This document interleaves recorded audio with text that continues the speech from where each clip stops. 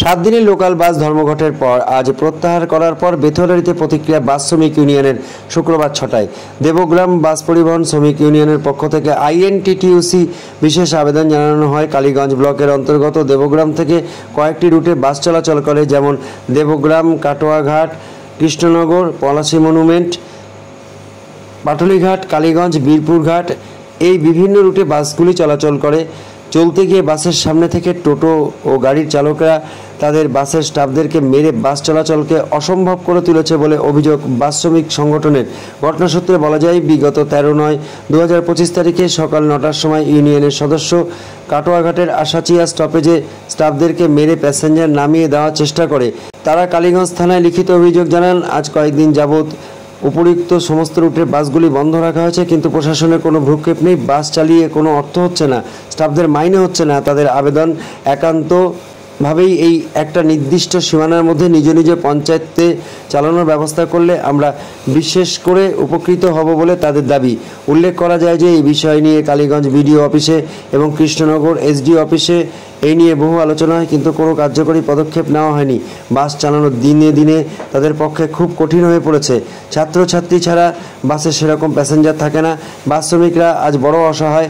অতি সত্বর এই আইনানুগ ব্যবস্থা নিতে, যাতে বাস সংগঠনগুলি সুষ্ঠুভাবে রাস্তায় বাস চালাতে পারে, তার সুব্যবস্থা করার অনুরোধ জানাচ্ছেন তারা। যেহেতু বাস একটি জাতীয় পরিবহন, সেই জাতীয় পরিষেবাকে বাঁচিয়ে রাখার জন্য তারা পশ্চিমবঙ্গ সরকারের দৃষ্টি আকর্ষণ করছেন। আজ কৃষ্ণনগরের ডেপুটেশন দিয়ে ফেরার পরে বেথুয়াডারিতে তারা তাদের প্রতিক্রিয়া দিলেন।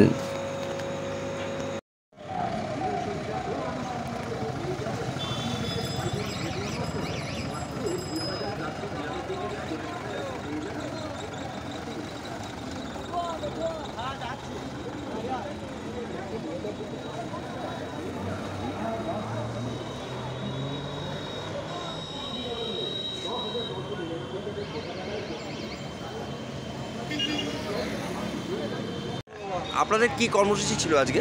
আমাদের কর্মসূচি ছিল আজকে কৃষ্ণনগরে গিয়ে আরটিও সাহেবের ঘরে গিয়ে বা ডিএম, এসডিও এবং সভাধিপতি এই কাগজ জমা দিয়ে আমাদেরকে আশ্বাস দিয়েছে যে আপনারা যান, আমরা দেখছি। এনএইচে টোটো, অটো যেগুলো অবৈধভাবে চলছে সেগুলোকে বন্ধ করার আশ্বাস দিয়েছে আমাদেরকে।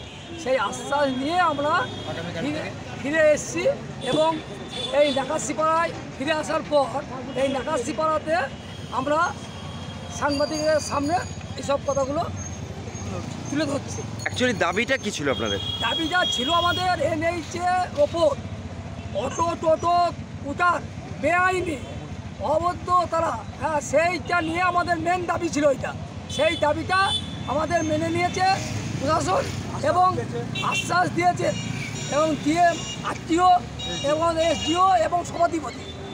কি ঘটনার পরিপ্রেক্ষিতে আপনারা এই দাবিটা রেখেছিলেন?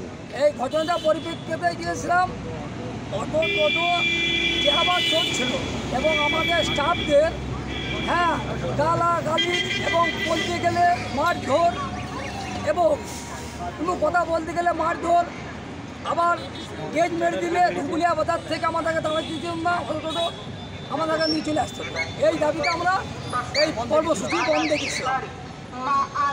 আপনার নাম? আমার নাম এস.এ. মিশন আলী, দেবগ্রাম বাস ইউনিয়নের সাধারণ সম্পাদক। এখন আপনারা কোথায় আছেন? এখন নাকাশিপাড়াতে আছি আমরা, নাকাশিপাড়া বাস স্ট্যান্ড। এরপর আমরা তখন চলে যাবো। এর আগের দিনও তো?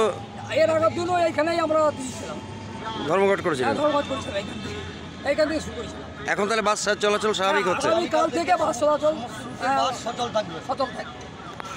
এই দাবিতে আশ্বস্ত করার পর প্রশাসন সমস্ত রুটের গাড়ি আমরা চলাচল আগের মতো স্বাভাবিক রাখবো আগামীকাল থেকে।